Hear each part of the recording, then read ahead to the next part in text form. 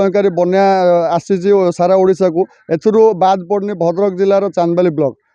Block विभिन्न पंचायत रे गत 2 दिन ठारू उच्च जुआर आसवा फल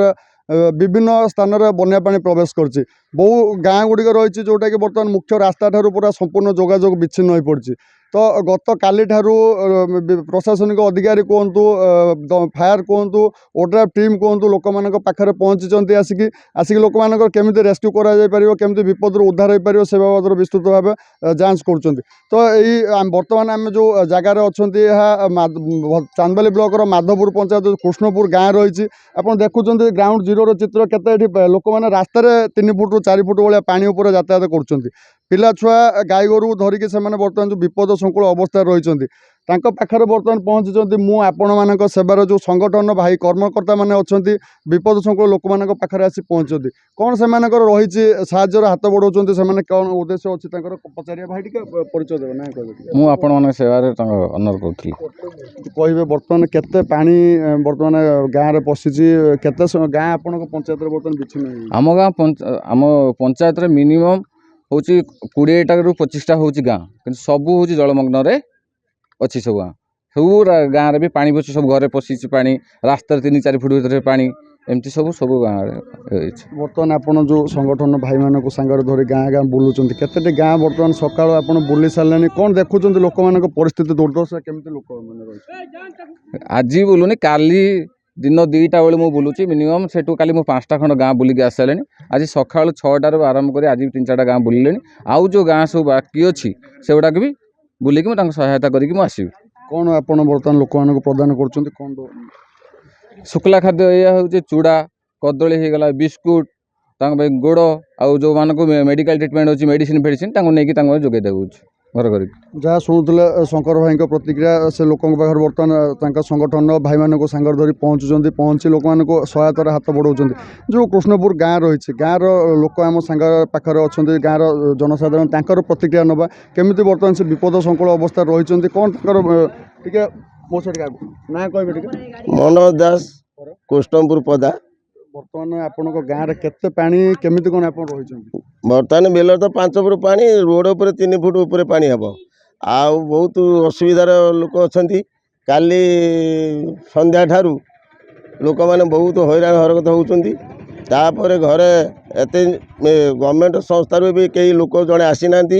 आमर शंकर भाई आणिकी शुक्ला खाद्य रातिर भी लोक डाकी देती कार केमी असुविधा सुविधा बुझी आज सका भी आसी प्रत्येक घरे जहाँ जमी से शुक्ला खाद्य दौची आउ चाष तो सब उजुड़गला धान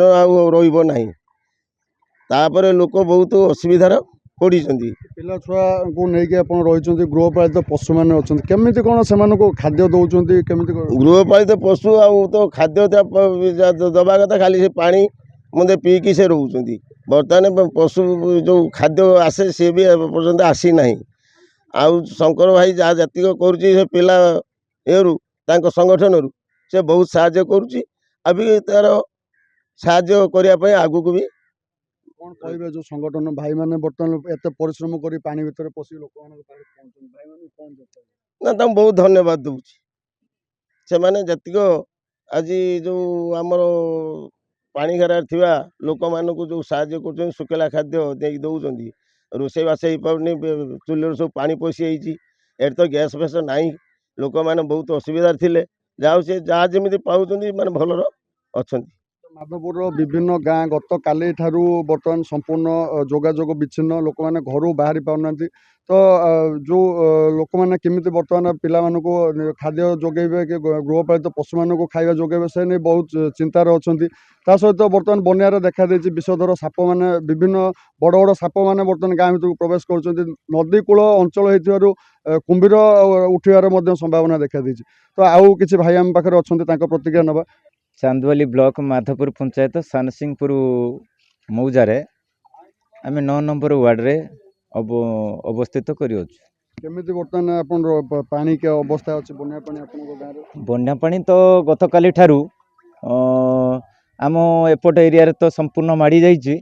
धान जमी संपूर्ण भाव में नष्ट हो गला भी बिल रे हमर 5 फुट रु 5.5 फुट पानी रास्ता उपरे 3 फुट पानी ଆଉ ବିଭିନ୍ନ ପ୍ରକାର ସାପ ବି ମଧ୍ୟ ଆସିକି ଘର ଦ୍ୱାର ବି ମଧ୍ୟ ପଶୁଛନ୍ତି। କୁମ୍ଭୀର ବି ମଧ୍ୟ କିଛି ଖାଲୁଆ ଅଞ୍ଚଳରେ ଭାସୁଥିବାର ବି ମଧ୍ୟ ଆମେ ନଜର କଲୁଣି। এই ଅବସ୍ଥା ଭିତରେ ପ୍ରଶାସନ ତରଫରୁ କୌଣସି ବି ମଧ୍ୟ ଆମ ପାଖରେ ଆସି ପହଞ୍ଚି ନାହାନ୍ତି। ଗୃହପାଳିତ ପଶୁମାନେ ବି ମଧ୍ୟ କୌଣସି ଖାଦ୍ୟ ଅଭାବରେ ସେମାନେ ଏଇ ଯେଉଁ ପାଣି ମନ୍ଦାଏ ପିଇକି ମଧ୍ୟ ବଞ୍ଚିଛନ୍ତି। ଆଜି ବି ମଧ୍ୟ ଯେଉଁ ଶଙ୍କର୍ଷଣ ବାବୁ ଯେ ଆମର ଜଣେ ସାଂଗଠନିକ ବା ଗୋଟେ ଭଲେଣ୍ଟିୟର ଅର୍ଗାନାଇଜର ସଂସ୍ଥାରୁ ଆସିକି ପ୍ରତ୍ୟେକ ଗାଁକୁ ବୁଲି ଆମ ମାଧପୁର ପଞ୍ଚାୟତରେ 11ଟି ୱାର୍ଡ଼ ହେଲେ ବି ମଧ୍ୟ 20ଟି 22ଟି ଗାଁରେ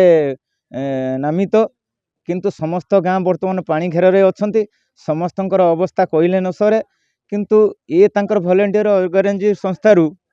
ଯେମିତି ଯାହା କିଛି ପାରୁଛନ୍ତି ଶୁଖିଲା ଖାଦ୍ୟ ବା ଔଷଧପତ୍ର, ଗତକାଲି ଆମେ ଯାହା ବା ଶୁଣିଲୁ ବା ଜାଣିଲୁ ସେମାନେ ଆସିକି ପହଞ୍ଚୁଛନ୍ତି। କାହାର ମେଡ଼ିସିନ୍ ଟିକେ ଦରକାର, କାହାକୁ ଟିକେ ମେଡ଼ିକାଲ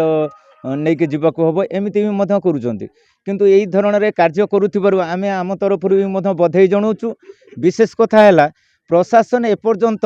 ନିଦରେ ଶୋଇପଡ଼ିଛି, ଅଥଚ ତାଙ୍କର ନିଦ ବି ମଧ୍ୟ ଭାଙ୍ଗୁନି। ମୁଁ ଭାବୁଛି ପ୍ରଶାସନର ମନେ ପଡ଼ୁନାହିଁ ବୋଧେ ବନ୍ୟା ହେଇଛି କି ନାହିଁ। ବର୍ତ୍ତମାନ ଚାଷର ସମୟ, ଚାଷ ଆରମ୍ଭ ସମୟ, ତଳି ରୁଆ ଚାଲିଛି, ବନ୍ୟା ପାଣି ବର୍ତ୍ତମାନ ବିଲରେ ମାଡ଼ିଗଲା। କେମିତି ଆପଣ ଦେଖୁଛନ୍ତି ଚାଷ ଏ ବର୍ଷ ରହିବ ନା? ଚାଷ ଏ ବର୍ଷ